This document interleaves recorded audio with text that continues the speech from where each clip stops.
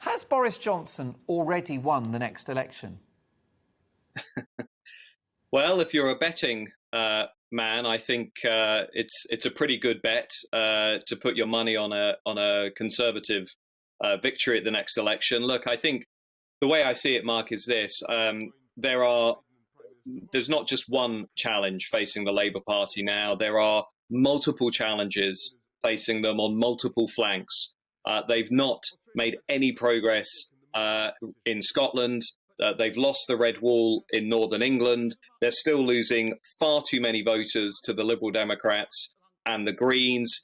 They're piling up votes in the big cities and the university towns where they don't need votes, and they're losing votes in the smaller towns and the industrial towns where they desperately need votes. And on top of all of that, as we've seen today with the conference announcements, the Labour Party, at least in my opinion, still does not have that compelling, unifying, interesting message for the country, which it desperately needs if it's going to basically have to emulate what Tony Blair did in 1997 or what Clement Attlee did in 1945. That's the scale of the challenge facing the Labour Party. So I think the money is running against Keir Starmer and in Boris Johnson's direction.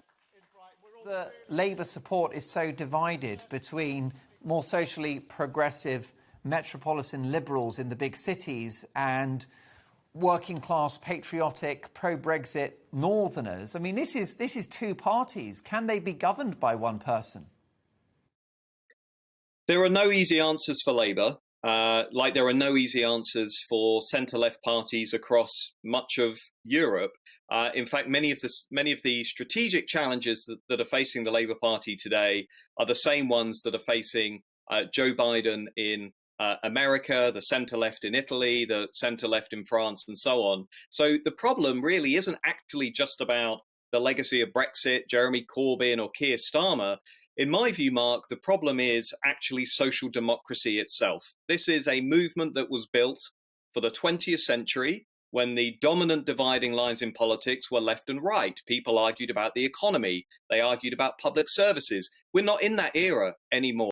The new era, or the new politics, if you like, is not just left and right, but is very much about what I would call, whether you have a traditionalist view of the country, whether you value stability and order, tradition, heritage, history, the nation, whether you feel loyal to your wider group, and cosmopolitanism, whether you don't really value a lot of those things, whether you are much more interested in universal themes like individual rights, human rights, social justice.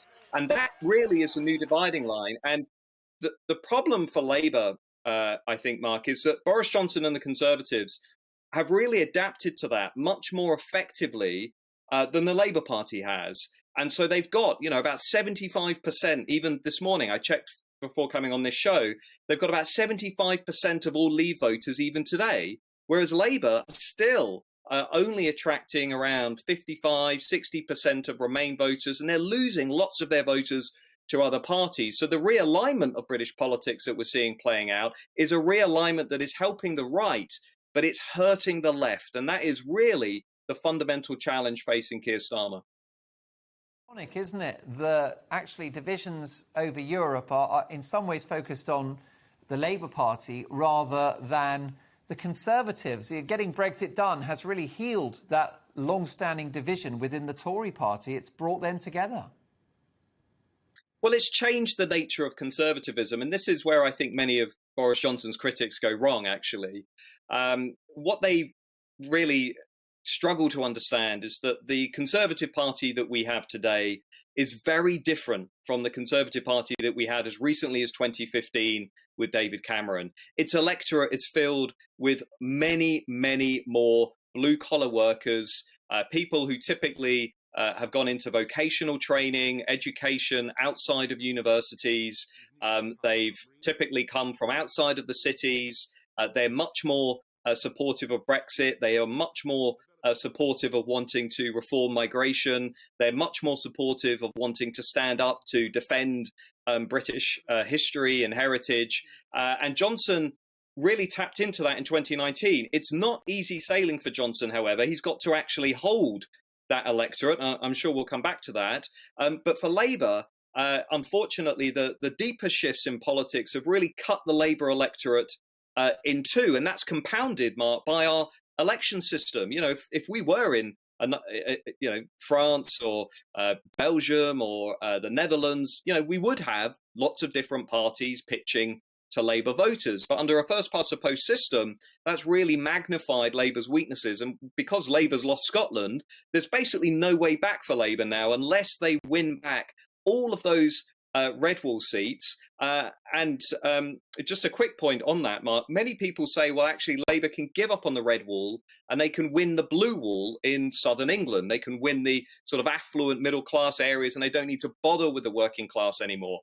Whoever makes that argument just doesn't understand British politics, because there's nowhere near enough blue wall seats to get the Labour Party back into power. They cannot get back into number 10 unless they win back a good chunk of the red wall. And to be frank, they're not going to do that talking about climate change, talking about identity politics, talking about changing Labour Party rules as they have been all of this week. They need to actually talk about themes that these voters care about. And that is where we all can see Labour is really struggling. Across Europe and perhaps the world is in long-term decline. If the Labour Party is in long-term decline here in the UK, who fills the gap? I think that's $1 million question. If you look across Europe, the answer to that is that many centre-left parties are being replaced, or at least coming under much greater pressure from Green parties, from radical left parties, from very sort of openly liberal parties who are really supportive of immigration, multiculturalism, stronger action on climate change, Black Lives Matter, you know, all of those big identity issues. Those new parties are really peeling away the sort of graduate class from the centre left. Now, in our country, obviously, we've got the first past the post system, so it's much more difficult for the Greens and the Lib Dems to do that. But just take a look at the polls this morning, Mark. You know, you've got 17 to 19% of Labour's 2019 electorate going to the Greens and the Lib Dems, right? That is a massive problem for the Labour Party. So fast forward 10 years, 15 years, 20 years. If the Labour Party does not get itself together, if it does not come up with a credible, appealing message for people outside of the big cities and the university towns, the very real risk facing the Labour Party is not only a realigned Conservative Party that's invading the Red Wall and invading the Red Wall 2.0, which is yet to fall to the Conservative Party. The real risk facing Labour is it's also then replaced by the Greens or a revived Liberal Democrat Party or some kind of new left party over the longer term, which really attracts graduates, middle-class professionals, young students, and so on. So, you know, this is the real nightmare scenario for the Labour Party. No easy answers. A populist, anti-woke, patriotic, pro-global Britain leader fix Labour's problems? Do they need a red Boris? A red Boris.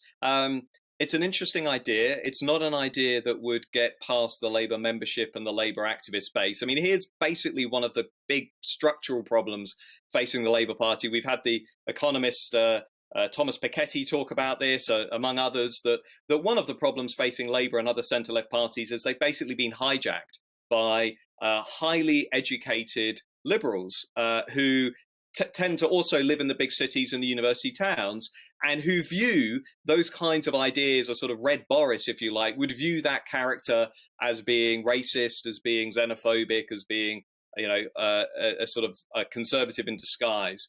Many of the things that Tony Blair said as recently as 97, as recently as 2001, a Labour leader today couldn't really say. Even this week, we saw the big hurrah on social media because Keir Starmer had said that he has a view that actually if you work hard and play by the rules, you'll get ahead. And the Labour activist base had a really big problem with that. They said, well, this is dog whistle politics. Now, you know, if you said to a normal person on the street, work hard and play by the rules, they'd probably nod their head and say, yeah, that sounds like common sense to me. But within the modern day Labour Party, and I've tracked this in my research, surveys and lots of other things I've been working on recently, the Labour Party activists and the MPs are completely in a galaxy of their own when it comes to these cultural issues. So they can't get into that more interesting proposition that we've seen in Denmark, that we've seen in other parts of Europe, to some extent in the United States, because the Labour activist base won't tolerate it. And that's why I think ultimately this isn't actually just about whether Labour will win or lose the next election.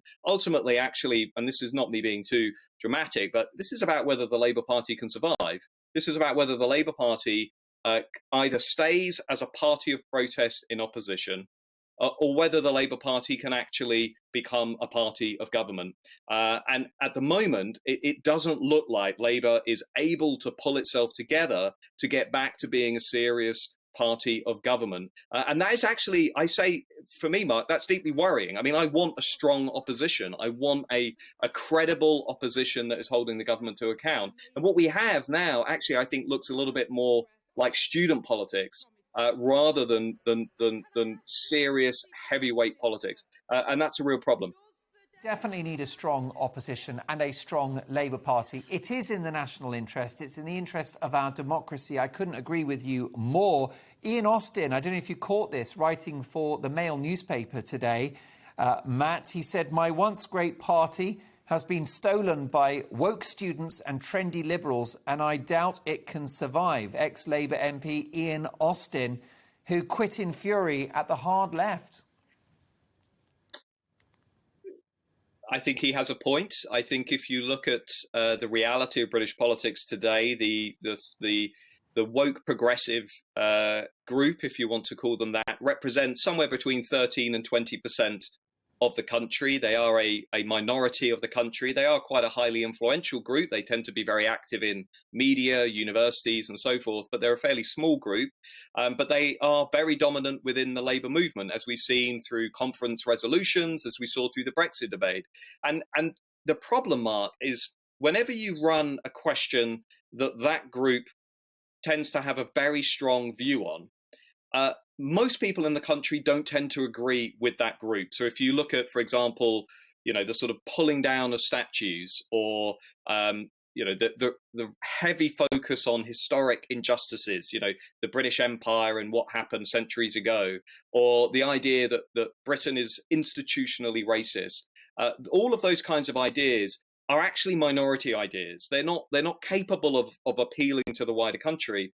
And so as those activists have become more influential, as those ideas have become more influential, they've sort of trickled through from higher education and social movements into the Labour Party. The Labour Party has become culturally detached from the rest of the country, and it can't get back to having a conversation with the rest of the country because the agenda's moved on. I mean, Labour keeps saying, don't talk about Brexit, play Brexit down. Unfortunately, many voters still have very vivid memories of what happened only a few years ago. They look at Keir Starmer and they see somebody that was campaigning for a second referendum, that said openly he would campaign to remain at a second referendum. And they look at David Lammy and they remember the things that David Lammy said about Brexit politicians being equivalent to the Nazis. They look at Ed Miliband and they see somebody that they rejected already in 2015. So the Labour optics on a whole range of issues are just terrible. Even the video they put out today, the front politician presenting their new campaign video, is Annalise Dodds, who has almost no voter recognition. Nobody really knows who Annalise Dodds is. So they just keep making these really strange decisions, and I'm not sure why. Brilliant questions coming in. You've got many, many fans out there, let me tell you, Matthew. Let's power through these if I can. Brilliant question from Judith on Twitter. Matthew, in your view, has Labour lost the North for good? And does it have to choose between the metropolitan cities and its former heartlands? A great question. The Red Wall's not coming back to the Labour Party anytime soon. The big risk for the Labour Party is that actually a bigger chunk of the Red Wall falls to the Conservatives. What we have to remember going into the next election is this. It isn't that Boris Johnson took a few dozen seats from the Labour Party in the Red Wall. It's that at the same time, many Labour majorities in other seats across Northern England and in the Midlands have been dramatically reduced. So they're now hanging by a thread in the Labour column. So all it's going to take is a little nudge from a Boris Johnson at the next election, or a reasonably efficient Conservative campaign for those other seats to fall. And so as that happens, the Conservatives continue to become a party for the working class, a party for Northern England, a party of people outside of the sort of, if you want to say, the graduate elite or the university class. And the Labour Party keeps stacking up votes in London and university towns. And of course, the problem then as well is the Labour Party, through that, becomes much more dependent upon university students who don't tend to vote anywhere near as much as the over 65s. And they also become much more dependent upon ethnic minority voters who also are concentrated very heavily in the big cities and university towns. So Labour, from one election to another, is basically amplifying its strategic problems. And just one more thing, Mark, England. We need to talk about England. Labour has not won the popular vote in England since 2001. So by the time of the next election, the Labour Party will not have won the popular vote in England for nearly a quarter of a century, right? Which is a remarkable statistic, given that Labour have to basically win back England if they're ever going to win back number 10 Downing Street. Well, let's get through some more questions. The clock's against us, but honestly, we could talk for hours, Matthew. This is from Joseph on email. Matthew, why do you seem to place so much faith on polls in terms of the public's attitude to lockdown and this government's popularity? You tweet it out so often. Shouldn't you be more sceptical given the failure of polling in recent years? Great question. My view is, here's one of the problems with the polls, and we saw it in the US election in 2020 again. The polls sometimes tend to underestimate the punch that comes from many of the groups that have been driving the political shocks in recent years, particularly white working class voters without university degrees. Though that particular group tends to be underestimated in quite a bit of the polling. So I completely accept the point that if you look at the last 10 years of politics, you have a good reason to treat some of the polls with suspicion. We saw that obviously with some of the polls at Brexit. But on the other hand, I have to speak up for my friends in the polling industry because they've got a lot of things right. And we do tend to forget this. They saw Jeremy Corbyn coming when most of the journalists were laughing. Many of the Labour membership surveys were spot on. A lot of the online polls around Brexit, we tend to forget this now, but a lot of the online polls were showing quite clearly that actually Leave was catching up with Remain and was going to do quite well. And at the recent general election too, they did a pretty good job of seeing Boris Johnson's majority coming. So always take polls with a pinch of salt. Always remember the margin of error. They're not a perfect science. But all things considered, they're a great source of data, so I'll keep using them. Well, we've got 3 minutes. Let's see if we can squeeze in 3 more questions. Thank you for your brilliant questions. This one, Matt, is from Cal on Twitter, who asks, is liberal democracy doomed? That's a massive question for a minute. No, I don't think it is. But I think the big question is this. We've got 2 conceptions of democracy that are battling it out. Liberal democracy, which is individual rights, upholding institutions, defending the procedures of democracy, versus a direct democracy. People are saying, actually, I want you to listen more to the popular will. I want you to listen more to the majority, and I want you to respect referendum outcomes and that kind of stuff. So that liberal versus direct democracy debate is not going away. That's going to be with us, I think, for the rest of the 2020s. But I think democracy is firmly established. I really, there is almost no appetite, particularly in Britain, for any other kind of regime. But what kind of democracy, I think, is actually still up for debate.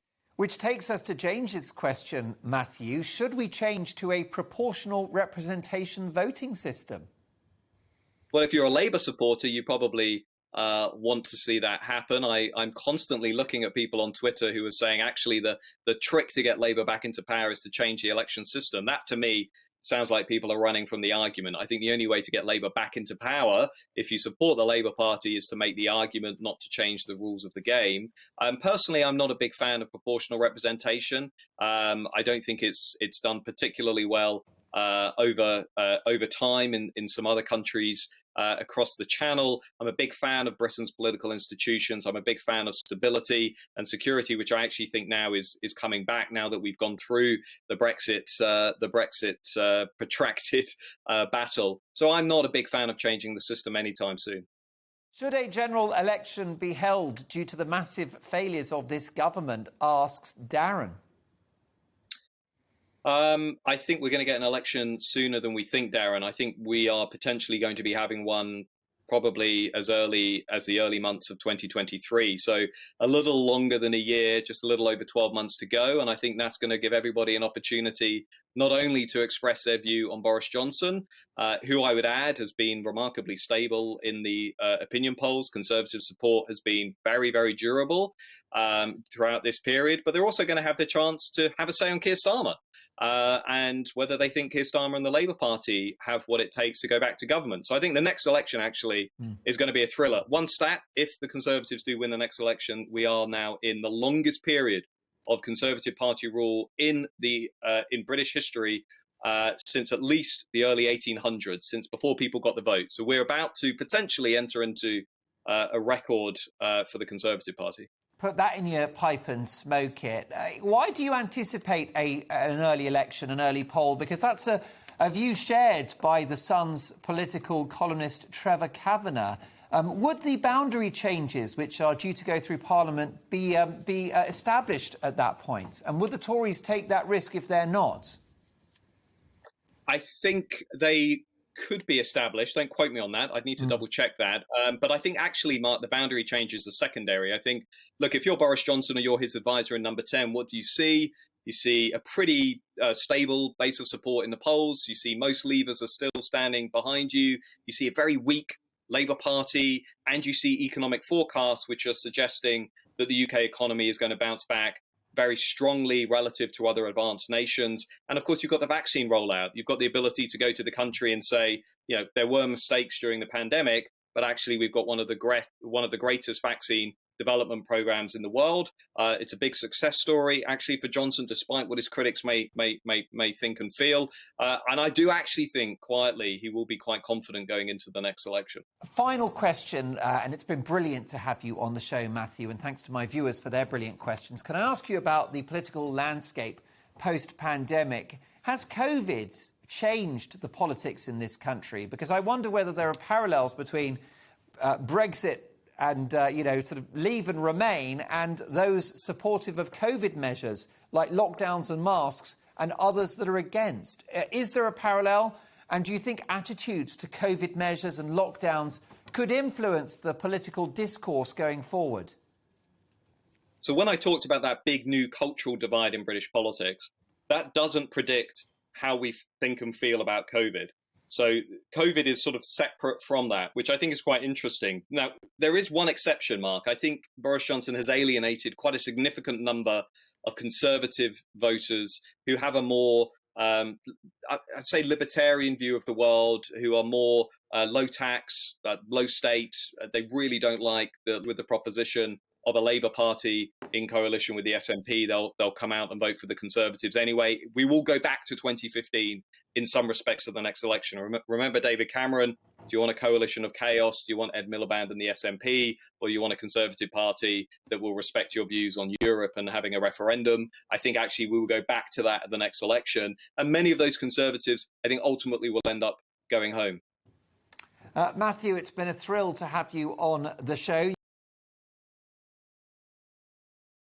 Welcome to the GB News YouTube channel. You can watch us live 24 hours a day, catch up on your favourite shows, and join in the conversation in the comments below. Don't forget to subscribe and you'll never miss any of our exclusive content.